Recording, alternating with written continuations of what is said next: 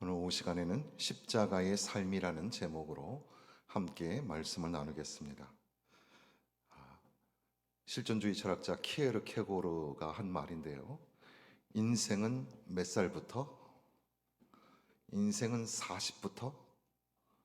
인생은 20부터? 인생은 60부터가 아니라 인생은 십자가부터 라는 말을 했어요. 키에르 케고르가 한 말입니다. 제가 한 말이 아니고. 인생은 십자가부터. 그러니까 십자가를 통해서 우리는 새로운 인생을 살게 된다는 거죠. 그러니까 우리는 십자가를 믿는 거에서 멈추지 말고 십자가를 어떻게 살 것인가가 중요한 겁니다. 그래서 갈라디아서 2장 20절의 말씀은 산다는 게 뭘까? 이거를 강조하고 있는 겁니다. 율법의 행위로는 의롭다함을 얻을 수 없지만 예수 그리스도, 십자가에 못 박히신 예수 그리스도를 믿는 믿음 안에서 우리는 의롭다함을 얻게 되었다. 그런데 그걸로 끝나는 게 아니라 믿음이 있다면, 예수 십자가의 믿음이 있다면 십자가를 살아드리는 삶이 되어야 한다는 거죠. 그러니까 오늘 우리 한국 교회가 보수적인 신학을 받아들여서 행위로가 아니라 믿음으로 구원받는 데 있어서는 아주 투철하죠. 믿음으로 구원받는 거 믿으십니까? 행위로는 구원을 받지 못합니다. 믿음으로 구원받습니다. 그런데 이것이 너무 많이 강조되다 보니까 우리 안에 약한 게 하나 있어요.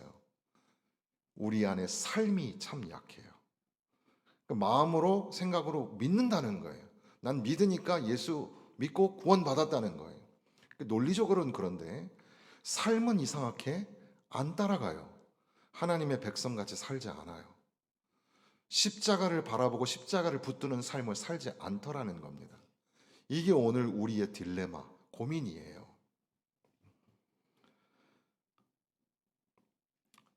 독일 히틀러 치하에서 독일 교회가 자기 이 독일 교회가 세속화된 것을 반성하면서 슈투트가르트 선언문이라는 걸 썼는데 거기에는 이렇게 되어 있습니다. 첫째는 더욱 용감하게 신앙 고백하지 못한 죄를 자백합니다. 둘째, 더 진실하게 기도하지 못한 죄를 자백합니다. 셋째, 더 감사와 기쁨에 넘쳐 살지 못한 죄를 자백합니다. 넷째, 더 뜨겁게 사랑하지 못한 죄를 회개합니다.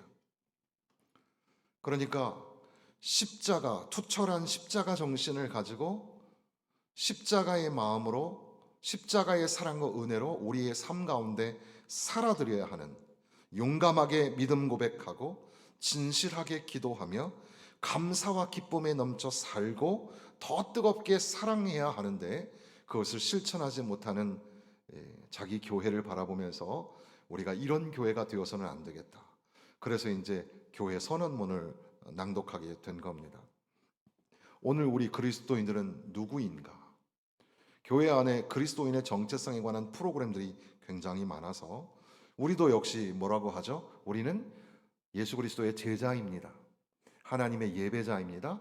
우리는 전도자입니다. 이것을 교회의 정체성으로 우리가 함께 나누잖아요. 그러니까 우리는 예수님을 배우는 제자인가? 우리는 예수님을 따르는, 그러니까 소위 펠로우십을 가지고 있는 사람들인가? 아니면 예수 중심으로 모여있는 일원으로서 멤버십을 가지고 있는 사람들인가? 사람들을 예수님께로 이끄는 리더십을 가진 사람인가?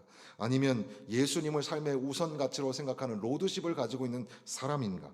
예수와 친밀한 관계를 가지고 있는 프렌드십을 가지고 있는 사람인가? 예수의 능력을 소유하는 오너십을 가지고 있는가? 뭐 등등 이것저것 프로그램을 만들어서 우리는 누구인가? 교회는 누구인가? 그리스도인들의 정체성은 무엇인가? 이것을 많이 강조하게 되는데, 그러나 그런 모든 것들보다 가장 중요한 것, 그러니까 우리가 제자가 되고 예배자가 되고 전도자가 된다는 것보다 더 기본적이고 더 중심적인 게 한 가지가 있습니다.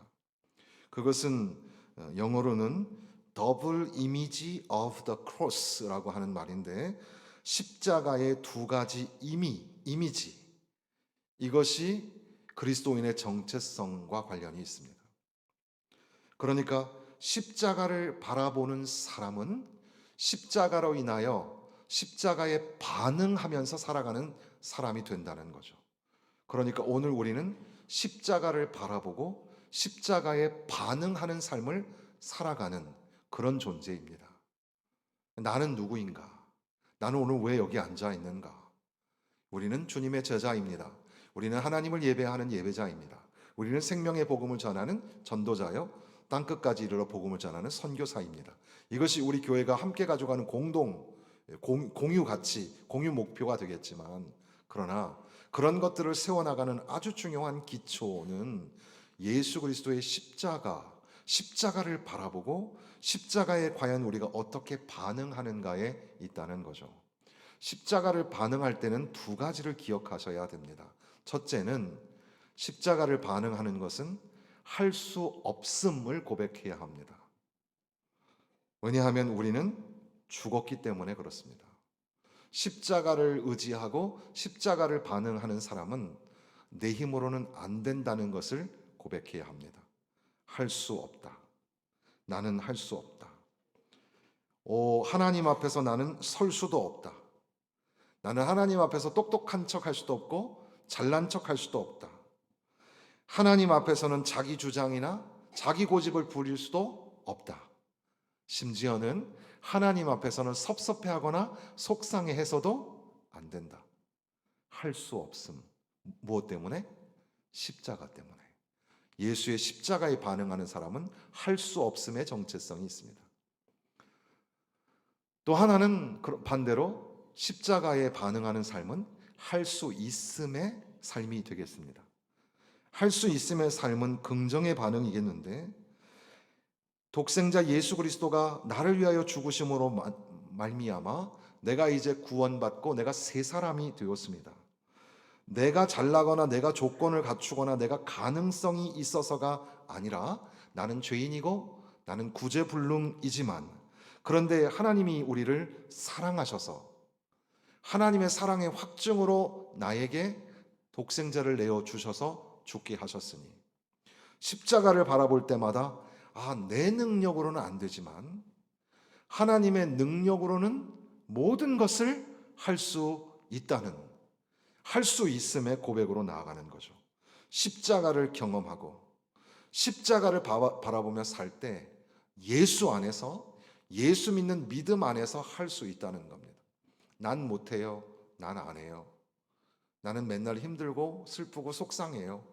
거기에 침전되어 있는 삶이 아니라, 비록 내 삶이 초라하고 내세울 것 없고 슬픔의 그 그늘이 드리워 있지만, 그럼에도 불구하고 예수님의 십자가를 바라보고 예수님 십자가에 반응하는 삶을 살 때, 저 십자가 위에 죽으신 예수로 말미암아 내가 구원을 받았고 나는 예수 안에서 이제 새 사람이 되었다는, 그래서 예수의 능력이 내 안에 임하여 내 능력으로가 아니라 주님의 능력으로 살 때 우리는 모든 것을 할 수 있다. 기쁘게 살 수 있다. 감사하며 살 수 있다. 노래하고 찬양하고 춤을 추며 살 수 있다. 그래서 이제 이번 한 주간, 고난주간 특세는 우리가 사실 매년 똑같이 돌아오는 절기에 다른 설교를 한다는 게 참 쉽지가 않은 것 같아요. 그래도 뭔가 something new가 있어야, 새로운 게 있어야 되니까 여러분들하고 어떻게 살까를 고민하는데, 이번에는 그 음악과 미술이라는 주제를 가지고 살펴보려고 하는 겁니다. 우리 성도들 중에도 이 페인터, 화가들이 계시고 또 시인도 계시고 뭐 음악의 전문가들이 또 많이 계시죠. 우리는 십자가를 어떻게 노래할 수 있을까? 십자가를 그림으로 그려낸다면 어떻게 그릴 수 있을까? 여기에 좀 초점을 맞추려고 하는 겁니다. 곧 십자가를 우리가 어떻게 살아낼 수 있을까? 삶과 십자가는 어떤 관계에 있을까? 이런 것들을 살펴보고자 하는 거죠. 그런데 여기 지금 갈라디아서 2장 20절에 보니까 내가 그리스도와 함께 십자가에 못 박혔나니, 그러니까 십자가 위에서 예수님이 못 박히신 것처럼 나도 십자가에서 못 박혔다는 거죠. 나는 죽었다는 겁니다. 로마서에서는 세례를 빗대어서 세례는 예수님과 합하여 지는 것인데 예수와 함께 죽고 예수와 함께 살고 십자가는 예수님이 죽으신 그 형틀이었지만 십자가는 곧 내가 나의 옛 성품과 자아가 거기에서 죽는 것을 의미합니다. 그래서 바울 사도는 그 유명한 말을 하죠. 나는 날마다 죽노라 그랬습니다. 한번 따라해 보시겠습니다. 나는 날마다 죽노라. 바울 사도는 죽는다라는 말, 죽음이라는 단어를 여러 가지를 사용하시는데 헬라어에는 최소한 3개 정도의 죽는다는 단어가 있습니다. 그 단어들이 성경의 여러 서신서 안에 이렇게 담겨져 있는데 죽는다라고 했을 때 이것은 아마도 이제 완전히 죽었으니까 살아날 수가 없다는 그런 의미예요. 가령 로마서 6장에 보면은 그런즉 우리가 무슨 말을 하리요 은혜를 더하게 하려고 죄에 거하겠느냐 그럴 수 없느니라 죄에 대하여 죽은 우리가 어찌 그 가운데 살리요 할 때 이 죽다라는 말이 있어요. 아포스네스코라는 말인데 이 죽다라는 말은 죽다, 소진하다, 다 죽게 되다 이런 의미입니다. 이 죽었다, 완전히 죽어서 끝나버렸다 이런 의미이죠. 앞서 말씀드린 것처럼 예수와 함께 연합한다는 그 세례는 예수와 함께 죽었다는 말인데 죽었다는 것은 완전히 끝났다는 뜻입니다. 완전히 죽었어요. 근데 완전히 죽었는데 왜 옛 성품이 다시 살아날까? 예수 십자가와 함께 우리는 완전히 죽었습니다. 그런데 왜 옛날의 성품이 또 새록새록 올라올까? 이거에 대한 진지한 고민을 하셔야 돼요. 예수 십자가를 경험한 사람은 변해야죠. 나는 이제 옛 자아는 죽어야죠. 옛 성품은 죽어야죠. 예수 안에서 새 사람이 되었습니다. 그런데도 불구하고 여전히 나는 왜 옛 성품과 옛 자아가 가끔씩 올라올까? 바울 사도는 또 다른 죽음이라는 단어를 사용하는데 네쿠루라는 말을 쓰기도 합니다. 그러므로 땅에 있는 지체를 죽이라. 곧 음란과 부정과 사욕과 악한 정욕과 탐심이니 탐심은 우상 숭배니라. 죽이라라는 말이 나오는데 여기에 나오는 게 네쿠루입니다. 이건 죽도록 만들라. 물론 이 죄와의 연관성을 가지고 쓰는 단어라고 생각이 듭니다. 그러니까 육신의 지체들이 죄를 짓지 않도록 죄 짓는데 활동하지 못하도록 십자가의 능력으로 완전히 죽도록 만들어야 한다는 겁니다. 나는 이미 죄에 대하여 죽은 자인데 내 안에 자꾸 죄에 대한 행실이 나타납니다. 그럴 때마다 이 죄에 대한 행실이 드러날 때마다 죽이라. 너희는 예수 안에서 죽었다. 그럴 때 우리는 죽이라. 우리 안에 있는 죄된 행실이 드러나려고 할 때마다 죽여라. 그런 겁니다. 좀 무서운 단어를 자꾸 쓰는 것 같긴 한데 우리가 살아가면서 예수님 안에서 서로 사랑하고 용서하고 품어주는 그런 삶으로 살아가야 할 텐데 왜 우리 안에는 시기와 미움이 있고 또 원망과 불평이 있으며 왜 싸우려고 할까요? 내 안에 이 옛 자와 옛 성품이 다 죽어야 되는데 죽지 않는 거예요. 그게 고민이죠. 우리는 선언하기를 예수와 함께 죽었습니다. 완전히 죽었습니다. 선언했는데 여전히 우리는 다시 살아나 있다는 거죠. 그 진지한 고민을 해야 됩니다. 과연 나는 예수님을 진짜 믿고 있는 건지, 예수님의 십자가를 내가 믿음으로 받아들였는지 한번 자기 자신에게 물어보아야 돼요. 겉으로는 몰라요. 누가 예수 정말 믿는 사람인지 알 수가 없잖아요. 그런데 또 하나의 고민은 나는 진짜 예수님을 믿는 것 같은데 근데 왜 내 안에는 옛 자와 옛 성품이 다시 살아날까? 그럴 때 바울 사도가 얘기하는 것처럼 죽여라. 죽여야 한다. 너 안에 자꾸 죄된 행실이 올라오려고 할 때마다 그것을 죽여야 한다. 그런 단어가 사용이 됐다는 것을 생각하면서 세 번째 단어는 사나투라는 단어가 있습니다. 이것도 여러 군데 나오지만 로마서 8장 같은 데 보면 너희가 육신대로 살면 반드시 죽일 것이로되 영으로서 몸의 행실을 죽이면 살리라 라는 말입니다. 여기 사나투 죽다라는 말은 생명의 본질이 없어지다 이런 의미를 가지고 있다고 합니다. 우리가 항상 예수의 죽음을 몸에 짊어짐은 예수의 생명이 또한 우리 몸에 나타나게 하려 함이라. 우리 살아있는 자가 항상 예수를 위하여 죽음에 넘겨짐은 예수의 생명이 또한 우리 죽을 육체에 나타나게 하려 함이라. 이것은 계속해서 죽는 것, 그러니까 죽었다는 선언과 함께 여전히 우리 안에 죄된 자아가 죽기 위하여 노력해야 하는 것과, 그리고 동시에 날마다 우리가 죽어야 하는 이유는 예수의 생명이 내 안에서 살아나야 하기 때문에 그런 생명이 사라지지 않도록, 우리는 생명이 없는 존재가 되지 않도록 자기 자신을 죽이는 그 역사를 통하여 다시 살아나야 한다는 그런 의미로 사용이 됐습니다. 아무튼 이 죽음이라는 단어가 여러 번 등장을 합니다. 그 외에도 사나토스, 사나투에서 나온 말이겠죠. 그런 여러 가지 단어들이 있을 텐데, 제가 드리고 싶은 이야기는 그런 겁니다. 내가 그리스도와 함께 십자가에 못 박혔나니, 여기에는 사는 것의 말씀이 나오지만 우리가 어떻게 하면 잘 살 수 있을까라고 할 때는 먼저 죽어야 한다는 사실입니다. 우리는 선언적으로 죽어야 하고, 신앙 고백적으로 죽어야 하며, 삶의 행실에서 죽어야 하고, 영원한 존재로서 죽어야 한다는 사실입니다. 십자가를 바라볼 때 십자가를 살아가는 사람은 예수님이 거기서 죽으셨다는 사실을 기억해야 합니다. 그거는 그냥 아름다운 액세서리, 멋있고 또 낭만적인 그런 어떤 그림이 아니에요. 그것은 처절하고 잔인한 죄인의 형틀이었습니다. 거기서 주님이 피 흘려 죽으신 겁니다. 우리가 예수를 믿는다는 것은 예수와 함께 죽었다는 사실이에요. 여러분, 죽었습니다. 그리고 예수 안에서 우리는 다시 살아나는 겁니다.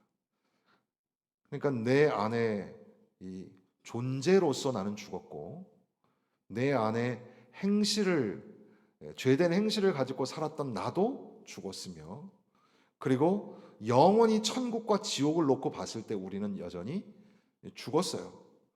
그런데 이제 예수 안에서 우리는 살게 되었다.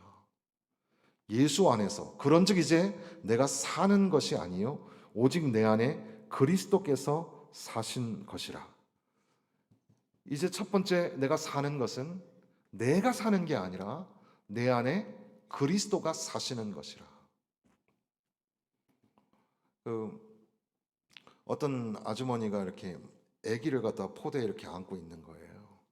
가지고 오늘도 우리 이제 신현범 지휘자 선생님께서 아기 데리고 이제 와가지고 제 방에서 기도를 하고 갔는데, 참 손가락 발가락 다 예쁘고 참 너무 감사해요. 아기 키우는 게 참 쉽지 않아요. 여러분, 우리 교회 자녀를 잉태하고 또 출산하고 이렇게 정말 예쁘게 살아가는 우리 자녀들 많이 사랑해 주시고 축복해 주시고, 정말 우리는 전도 한 명 못 하는데 쟤네들은 전도 잘하잖아요. 너무 감사하고 많이 후원해 주시고 용돈도 많이 주시고 하셔야 합니다.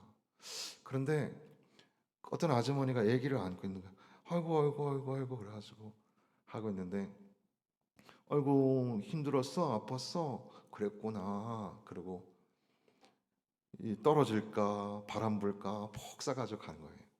나중에 살짝 봤더니 아기가 아니라 강아지였어요.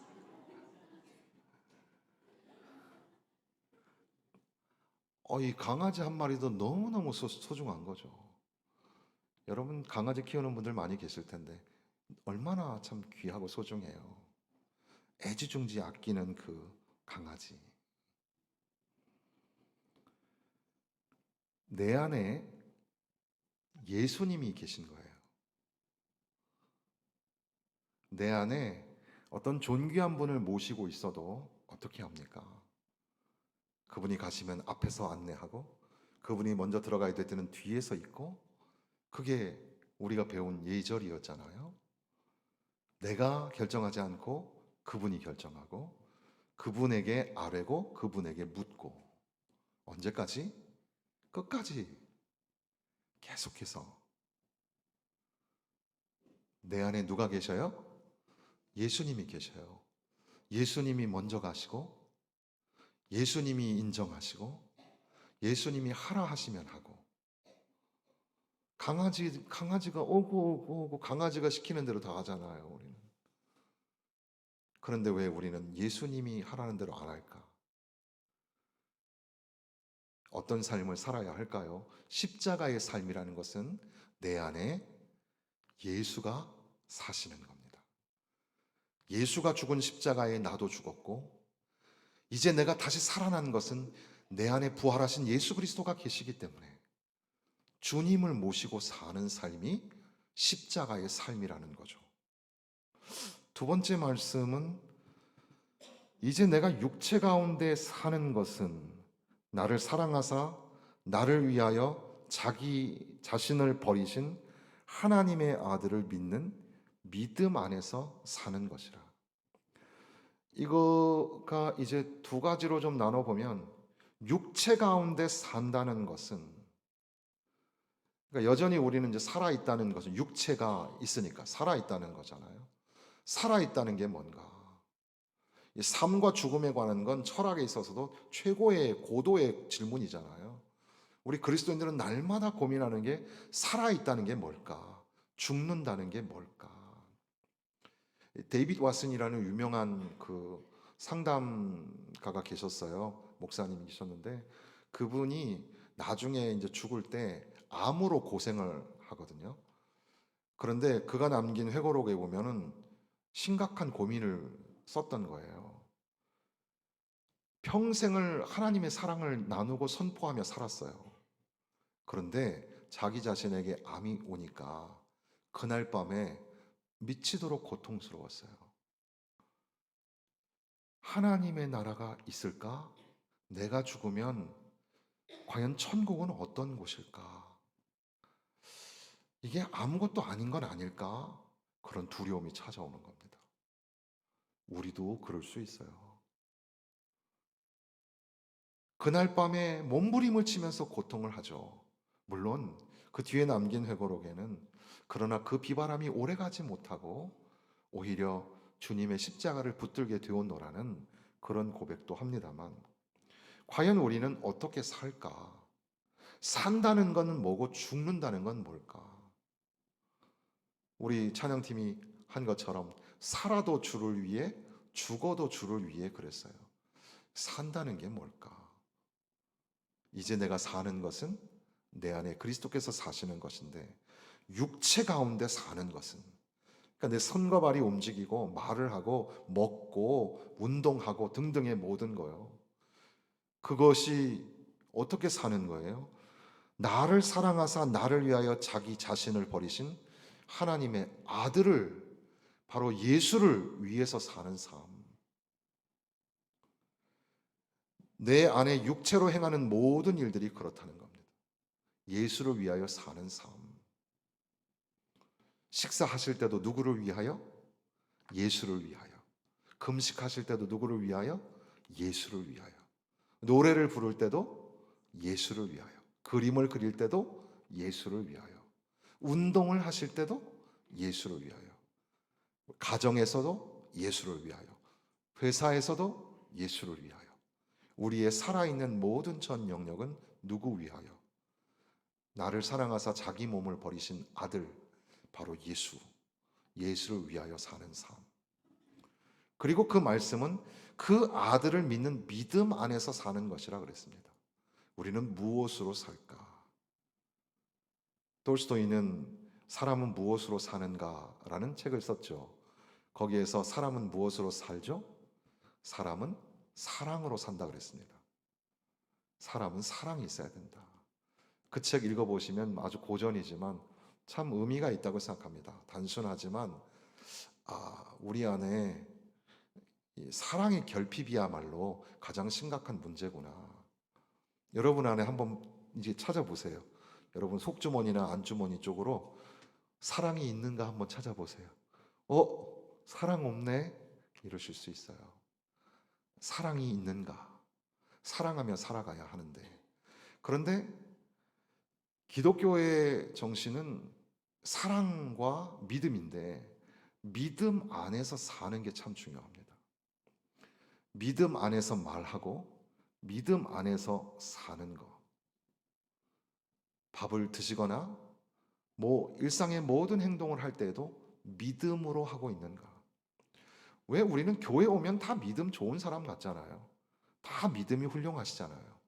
그런데 왜 우리는 예배당을 나가기만 하면, 아니면 사적으로 우리가 모이기만 하면 왜 거기에는 하나님이 안 계실까? 왜 믿음의 언어를 상실하셨을까?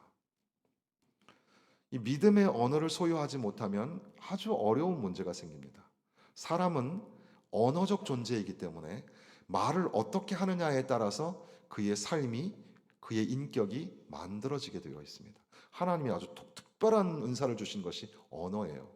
동물도 의사 표현을 한다고 얘기하지만, 그러나 그것과 우리 인간이 가지고 있는 그 언어는 완전히 다른 거예요.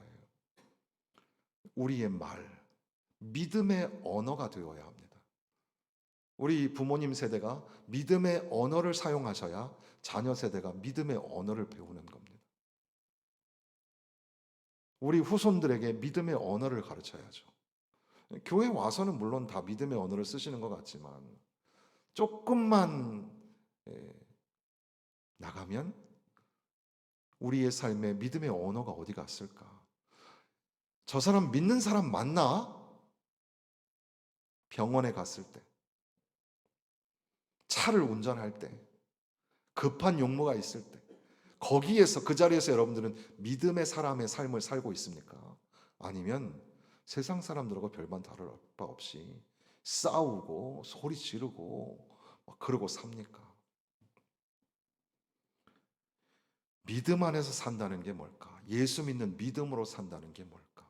오직 믿음으로, 오직 믿음으로. 그래서 이제 다시 원점으로 돌아가 보면, 지금 이 본문의 말씀은 사실 율법으로가 아니라, 행위로가 아니라 믿음으로 구원을 받는 거다. 아브라함이 하나님을 믿음에 의롭다 하심을 받은 것처럼 믿음이 참 중요하다.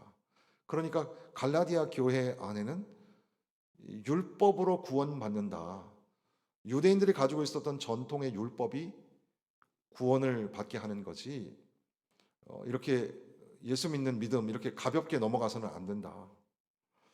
거기에 관하여서 바울 사도는 엄정하게 그렇지 않다. 율법은 율법으로 우리가 구원받을 수 없다는 걸 가르쳐 주기 위해서 우리에게 존재한다. 그러나 우리는 하나님의 은혜로 오직 믿음으로 구원을 받는 것이다. 이렇게 말씀하시는 겁니다. 그런데 그거를 너무 많이 좀 건조하게 우리가 훈련을 받다 보니까, 그렇구나, 행위로가 아니구나, 믿음으로구나 라는 거에 대해서는 별 문제가 없는데, 믿음으로 산다는 거에 대해서는 고민을 안 하셨다는 겁니다. 믿음이 내 안에 있는 거하고 믿음으로 사는 거하고의 차이를 좀 아시나요? 믿음으로 살아야죠. 산다는 게 뭡니까? 말하고 호흡하고 먹고 교제하고 봉사하고 섬기고 예배하고 전도하고 우리의 삶 말이에요. 이 삶의 영역에서 믿음으로 살고 있는가? 믿음으로 산다는 게 뭐예요? 노래하는 삶이고 그림을 그리는 아티스트의 삶이에요. 창조자이신 하나님이 위대한 아티스트시기 때문에 우리도 역시 그림을 그리고 시를 짓고 노래를 부르면서 살아가요. 맛있는 음식을 먹으면 야, 이거 맛이 기가 막힌데 우리 안에 창조성이 막 생기는 거죠. 옷을 입을 때도 야, 이 옷을 입으면 더 이쁠 것 같은데, 이런 예술성이 우리 안에 있죠. 그것이 우리의 감성을 자극하여서 노래를 만들거나 연주를 하고 그림을 그려서 옷에게 찬란한 색깔을 그려내죠. 이제 내일 새벽 예배는 첫 스케치라는 용어, 미술 용어와 두 개의 악장, 음악 용어, 이런 것들을 제목으로 삼고 있지 않습니까? 우리의 전 삶의 자리에서 말이에요. 거기에서 과연 나는 믿음으로 그리고 믿음으로 노래하고 믿음으로 살고 있는가? 존경하고 사랑하는 성도 여러분, 여러분, 한 주간 우리가 심각하게 고민해야 될 것은 믿음으로 산다는 게 뭘까? 어떻게 하면 십자가를 살고 예수 십자가를 믿는 믿음으로 사는 걸까? 이것을 고민해야 한다는 겁니다. 그러면서 우리가 끝으로 도전 드리고 싶은 것은 중세교회의 모습을 우리는 비판을 많이 합니다.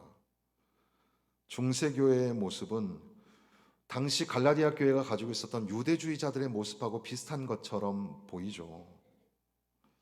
우리가 손가락질을 합니다. 그런데 어떻습니까? 오늘 우리도 별반 다를 바 없이 타락한 중세교회와 다를 바가 없어요. 목회자들도 너무 문제가 많아요. 성도들은 그러면 괜찮습니까? 성도들도 다 문제가 많아요. 한국 교회만큼 공로 사상이 큰 데가 어디 있어요? 내가 뭘 했는데, 나는 누군데, 나는 이런 사람인데, 믿음이 어디 있는지 볼 수가 없어요. 당신의 믿음은 어디에 있습니까? 믿음으로 산다는 게 뭡니까? 그러니까 양극단이라고 항상 말하는데, 삶으로 행위로 사는 거냐 아니면 은혜로 사는 거냐, 이 극단이 있잖아요. 이 둘 다 조심해야 될 게, 은혜로 산다는 게 맞는 말 같지만 이 은혜를 싸구려로 만들면 안 돼요. 그냥 모든 게 다 은혜야, 내가 이렇게 막 아무렇게 마음대로 살아도 이게 다 은혜야, 이렇게 가면 안 돼요. 하나님의 은혜는 당신의 아들을 내어주셔서 죽게 하신, 피 흘려 죽게 하신 은혜예요. 그걸 우리가 싸구려 은혜로 만들어서는 안 돼요. 공로로 구원받지 못한다는 말은 그 공로와 또는 거기에 상응하는 윤리적인 삶이 다 잘못됐다는 뜻이 아니에요. 이제 우리는 그 윤리적인 삶을 넘어서는 삶을 거룩한 하나님의 백성답게 살아가야 한다는 거죠. 하늘나라 시민으로서 오늘 이 시대에 우리는 살아가는 겁니다. 법과 질서를 지키냐 안 지키냐, 정의가 있느냐 진실이 있느냐, 공방전을 하면서 총선을 치러 가잖아요. 누가 더 잘났어요? 누가 더 똑똑하세요? 누구 찍으실 거예요? 알 수가 없어요. 바로 오늘 우리의 얼굴이기 때문에 그렇습니다. 어떻게 살아야 할까? 윤리적으로도 삶의 자리에서도 거룩하게 살고, 날마다 날마다 자기를 죽이면서 살아서, 그래서 십자가를 살고 믿음 안에서 사는 삶을 살아가야 되지 않겠습니까? 그러니까 내가 그리스도와 십자가에 못 박혔나니, 그런즉 이제는 내 안에 사는 것이 내가 아니라 그리스도께서 사신 것이라.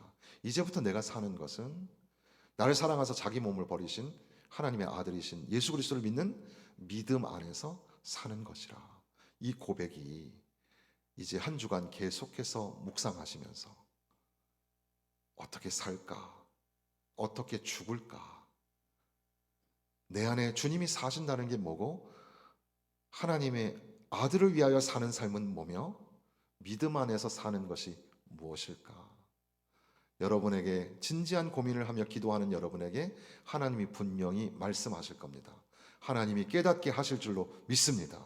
성령이 아마 감동하실 겁니다.